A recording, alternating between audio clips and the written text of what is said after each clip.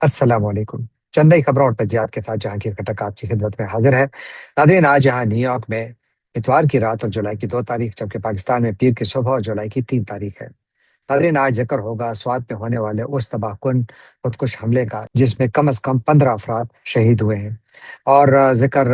بنو میں جو ڈرون حملے ہیں ان کا بھی ہوگا، ذکر نارتھ وزیرستان میں ہونے والے ایک اور حملے کا بھی ہوگا، اور کچھ ذکر امریکہ اور ایران کے درمیان اس وقت جو جنگ کی بالکل تیاری مکمل ہے، لیکن مذاکرات بھی ہو رہے ہیں اور اس میں بڑی اچھی پیش رفت ہوئی ہے، وہ کیا ہے اس پر بات کریں گے۔ اور افغان طالبان کی جانب سے بھی پاکستان کو ایک اہم پیغام دیا گیا ہے، وہ پیغام کیا ہے، اور پاکستان کو چین کی جانب سے ملنے والی بڑی طاقتور توپیں جو ہیں وہ اب پاکستان نے بھارت کی سرحد پر نصب کر دی ہیں۔ کتنی توپیں ہیں اور ان کی اہمیت کیا ہے، کیوں بھارت میں اس کو اتنی اہمیت دی جا رہی ہے، اس پر بھی بات کریں گے۔ لیکن سب سے پہلے ذکر قبل سوات کا، جہاں پر کہ آج ایک دہشت گردی کا واقعہ ہوا۔ وہاں پر ایک پولیس تھانے کے اندر ایک خودکش بمبار نے داخل ہونے کی کوشش کی، اس کو روکا گیا اور اس نے اس وقت اپنے آپ کو اڑا دیا، اور اس کے نتیجے میں کم از کم 6 پولیس والوں سمیت کوئی 15 افراد اب تک اطلاعات ہیں کہ شہید ہو چکے ہیں اور درجنوں زخمی ہیں۔ یہ حملہ ایک ایسے وقت ہو رہا تھا جب اسی یعنی تھانے کے قریب جس کو نشانہ بنایا گیا، اس کے قریب ایک امن ریلی ہو رہی تھی، امن پاسون ہو رہا تھا، جس کا مقصد بھی یہی تھا کہ حکومت کی توجہ دلائی جائے کہ ایک مرتبہ پھر سوات اور دیر اور بنیر کے علاقوں میں طالبان نظر آنا شروع ہو گئے ہیں اور ان کو روکا جائے، اور اسی دوران یہ حملہ ہوا اور بے گناہوں کی جانیں گئی۔ اور اسی طرح آج بنو میں 2 واقعات ہوئے۔ بنو میں کم از کم 2 ڈرون حملے ہوئے بکا خیل کے ایریا میں، اور وہاں پر اطلاعات ہیں کہ کم از کم 2 افراد بیچ میں سویلینز تھے، وہ شہید ہوئے اور 17 زخمی ہوئے۔ یہ معلوم نہیں کہ یہ ڈرونز کس نے اس طرح پھینکے تھے۔ اور اسی طرح جو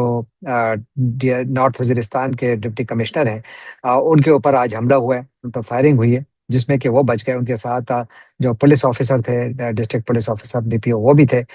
وہ بھی بیچ میں بچ گئے۔ لیکن یہ بہت سگنیفیکنٹ ہے کیونکہ اس علاقے میں مسلسل کاروائیاں ہو رہی ہیں۔ جس طرح سوات میں حملہ ہوا اور اس کی جو ذمہ داری ہے وہ تحریک طالبان پاکستان نے قبول کی، تو جو آج نارتھ وزیرستان میں حملے ہوئے ہیں ان کی بھی ذمہ داری ٹی ٹی پی ہی قبول کر رہی ہے۔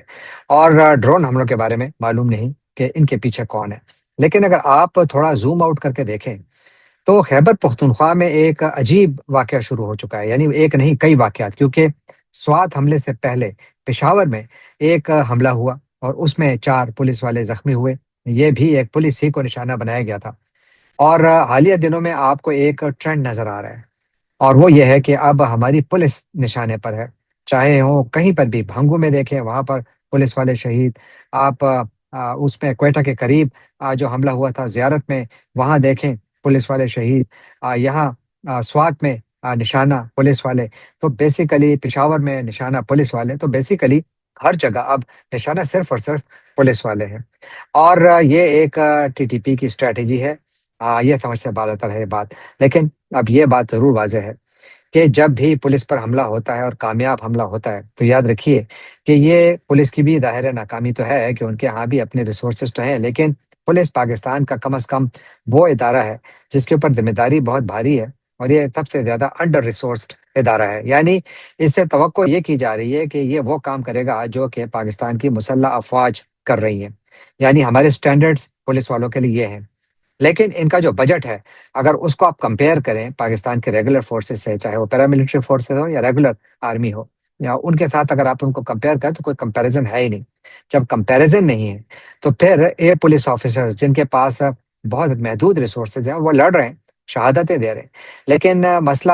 یہاں پر جو سب سے نظر آ رہا ہے بڑا، وہ اسٹریٹجی کا ہے۔ کیونکہ دیکھیے، جب آپ کے پاس کوئی اسٹریٹجی نہیں ہوتی تو آپ کیا کرتے ہیں، آپ صرف اور صرف فائر فائٹنگ کرتے ہیں۔ اس وقت پولیس جو ہے اس کے اوپر حملے ہو رہے ہیں، اور جو ہماری سیکیورٹی فورسز ہیں وہ بقول D G I S P R گزشتہ اس سال ابھی تک شاید وہ 40,000 سے زیادہ جو آئی بی اوز ہیں یا انٹیلیجنس بیسڈ آپریشنز ہیں وہ کر چکے ہیں۔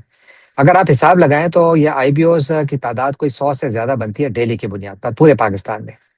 اب اگر 100 آپریشنز ہوتے ہیں اور کہتے ہیں کہ ہم نے کوئی 2,000 دہشت گرد مارے ہیں ابھی تک، تو اگر آپ اس کا کمپیریزن کریں تو کوئی 15 سے 20 دہشت گرد روزانہ پاکستان مار رہا ہے، لیکن دہشت گردی قابو میں نہیں آ رہی۔ خیبر پختونخوا لہو لہان ہے، بلوچستان لہو لہان ہے،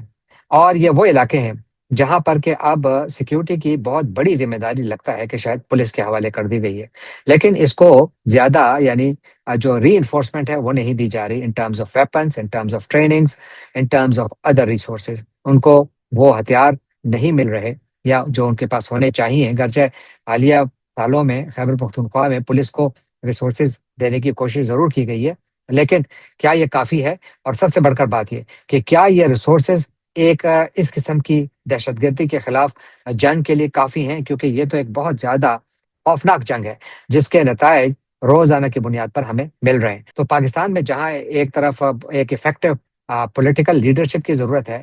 تو اس سے زیادہ پاکستان کو ایک اسٹریٹجی کی ضرورت ہے، نیشنل سیکیورٹی اسٹریٹجی کی، کیونکہ اس وقت پاکستان کی تمام فورسز آپ دیکھیے تمام کی تمام فائر فائٹنگ میں لگی ہوئی ہیں۔ اگر آئی بی اوز ہوتے ہیں تو ان کی بھی اکثریت ایک بڑے واقعے کے بعد ہوتی ہے، یعنی آپ دیکھیے سوات میں حملہ ہوا، اس کے بعد آپ سنیں گے کہ جی آئی بی اوز اس علاقے میں، حالانکہ جو کے پی کی سی ٹی ڈی ہے یعنی کاؤنٹر ٹیررزم ڈپارٹمنٹ ہے، وہ اس سے متصل نہیں، سوات سے متصل بنیر ہو گیا، لوور دیر، اپر دیر، ان علاقوں میں وہ مسلسل آپریشنز کر رہے ہیں، لیکن یہاں پر ان کے ساتھ پیراملٹری ٹروپس بھی شامل ہیں، دونوں مل کر کام کر رہے ہیں۔ لیکن کیا یہ کافی ہے؟ میرا خیال ہے کہ پاکستان کو اوور آل اپنی اسٹریٹجی کو دوبارہ دیکھنا ہوگا اور غور سے دیکھنا ہوگا، ورنہ یہ معاملات بالکل ہاتھ سے نکل رہے ہیں۔ خیبر پختونخوا میں اگر اسی طرح لوگ اپنی جانیں گنواتے رہے، اور اگر ہمارے وہ ریجنز جن کو ہم نے حالیہ سالوں میں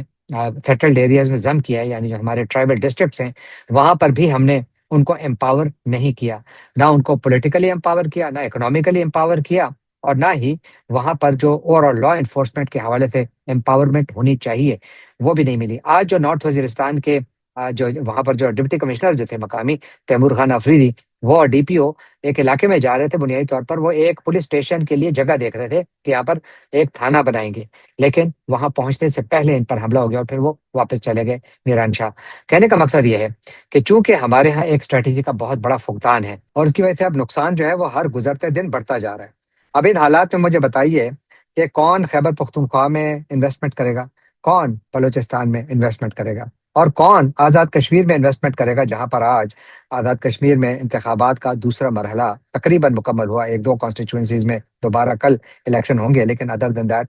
جنرلی دوسرا مرحلہ مکمل ہو چکا۔ ٹرن آؤٹ تقریباً نہ ہونے کے برابر، نتائج وہی جو جن لوگوں کو چاہیے تھے وہی مل رہے ہیں۔ مسلم لیگ نون لیڈ کر رہی ہے، اور لگتا ہے کہ مسلم لیگ نون ہی یہاں حکومت بنائے گی۔ اب سب سے بڑا سوال یہ ہے کہ جب یہ نتائج آئے تو آج عوامی ایکشن کمیٹی کی جانب سے ایک بڑا سخت بیان سامنے آیا، جس پہ کہ انہوں نے حکومت اور ریاست پر الزام لگایا کہ انہوں نے بہت زیادہ ریپریشن کا ماحول قائم کیا ہوا ہے، ان کے ورکرز کو شہید کیا جا رہا ہے، پکڑ دھکڑ کا سلسلہ جاری ہے، اور انتخابات میں ایسی بھاری دھاندلی ہو رہی ہے جس کی مثالیں حالیہ تاریخ میں نہیں ملتی۔ یہ صرف عوامی ایکشن کمیٹی والے نہیں کہہ رہے، وہ تو بالکل انتخابات کو مانتے ہی نہیں ہیں، بلکہ بلاول بھٹو زرداری جو کہ اس نظام سے سب سے زیادہ یعنی مستفید ہونے والے پاکستانی سیاستدان ہیں، کیونکہ والد محترم ان کے پریزیڈنٹ، بہن ان کی پاکستان کی خاتون اول، اور خود یہ اسمبلی میں بیٹھے ہوئے اور بنیادی طور پر اپوزیشن لیڈر کا کردار بھی ادا کر رہے ہیں اور حکومتی پارٹی کا بھی۔ تو بلاول کا اس وقت یہ نہیں معلوم کہ ان کا تعلق کس سے ہے، یعنی کس پارٹی سے ہے، اور وہ کہہ رہے ہیں کہ جی زبردست دھاندلی ہوئی ہے، سارے ریکارڈ توڑ دیے، لیکن حکومت میں تو ابھی بھی شہباز شریف صاحب انہی کی وجہ سے بیٹھے ہیں۔ پاکستان میں جتنی شرمناک آئینی ترامیم اس وقت ہوئی ہیں،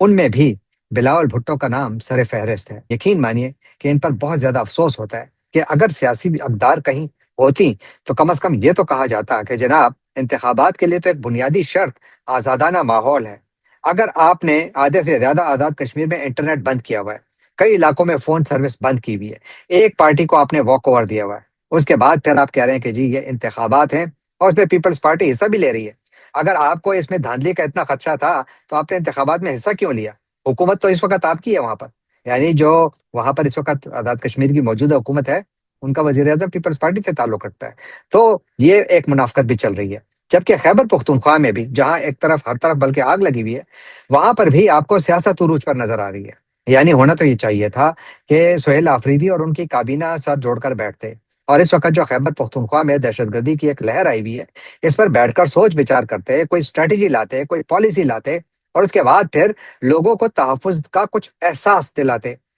لیکن ہمیں ایسا کچھ نظر نہیں آیا، بلکہ ہمیں نظر یہ آ رہا ہے کہ جی 5 اگست کو جلسہ ہوگا، ہم ایک سیمی فائنل ہے، پھر لائحہ عمل دیں گے، عمران خان صاحب کو یہ رہا نہیں کر پائے، سب کچھ یہ پشاور میں آ کر کرتے ہیں، اپنے کمفرٹ زون میں کرتے ہیں، جائیں لاہور میں جا کر کریں، کراچی میں جا کر کریں، گجرانوالہ میں جا کر کریں، فیصل آباد میں جا کر جلسے کریں، پھر آپ کو پتہ لگے یہ یہاں بیٹھ کر خیبر پختونخوا میں جو لوگوں کو میرا خیال ہے مزید خطرے میں ڈال رہے ہیں، کیونکہ اگر آپ اتنے بڑے بڑے اجتماعات کر رہے ہیں اور آپ نے خود سیکیورٹی کا کوئی انتظام نہیں کیا ہوا اور ریاست کی جانب سے بھی آپ کو سپورٹ نہیں مل رہی، تو آپ کیا کر رہے ہیں؟ آپ تو اپنے لوگوں کے ساتھ خود دشمنی کر رہے ہیں۔ تو لہذا جو خیبر پختونخوا کی حکومت ہے وہ اس وقت سیاست زدہ ہے، یعنی وہ سیاست میں اتنی زیادہ گل مل گئی ہے کہ اس کی وجہ سے ان کا فوکس ایک بڑے اہم کام سے دور جا رہا ہے۔ میری رائے میں اگر سہیل آفریدی خود کچھ نہیں کر سکتے تو کم از کم کسی کو ڈپٹی چیف منسٹر بنا دیں، کسی کو انٹیریئر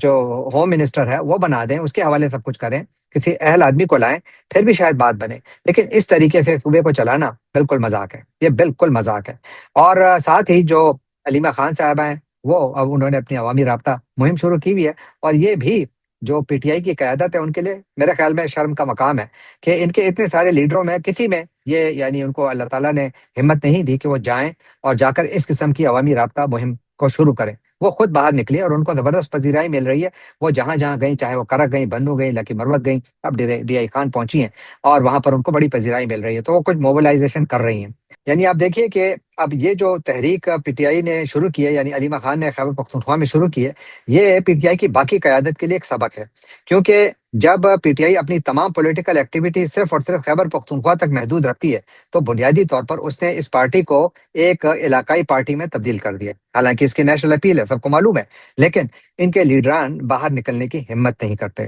ان میں سے بیان بھی بہت مضبوط دیتے ہیں، بہت گرم گرم بیان دیتے ہیں، لیکن جب عمل کا وقت آئے تو نظر نہیں آتے۔ اور اب تھوڑا ذکر امریکہ کا، جہاں پر صدر ڈونلڈ ٹرمپ کی جانب سے اعلان کیا گیا ہے کہ آئندہ چند گھنٹوں کے دوران ایران کے ساتھ دوبارہ مذاکرات شروع ہو جائیں گے۔ گرچہ اس وقت امریکہ